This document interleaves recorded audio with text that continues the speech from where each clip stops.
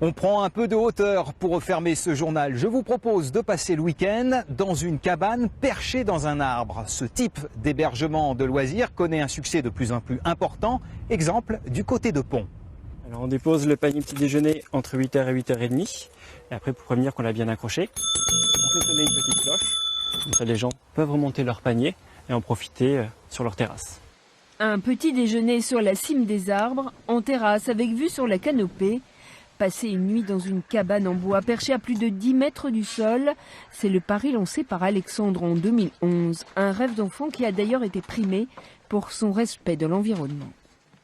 Aucun clou ni aucune vis ne vient percer le tronc de l'arbre. La cabane est suspendue à l'aide de ces gros câbles en acier. Donc ça permet de plus le protéger. Voilà, la santé de l'arbre est préservée. Anna et Gabriel Mistro-Rigaud ont passé la nuit dans la cabane des Moussaillons. Une première pour ces touristes italiens. Finalement, c'était très agréable.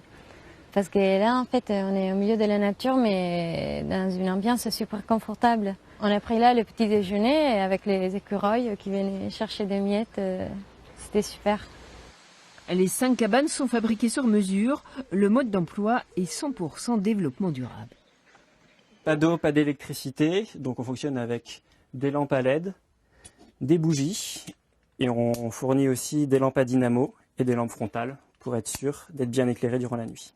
Alors ce sont des toilettes sèches avec ici une cuvette et au lieu de tirer la chasse d'eau, les gens ont une louche, il y a un bac avec de la sciure de bois, ils prennent de la sciure, ils en mettent à l'intérieur, ça fait office de chasse d'eau. Les cabanes sont suspendues dans les arbres centenaires au pied du château Renaissance de Pont. Un concept qui affiche complet pendant tout l'été.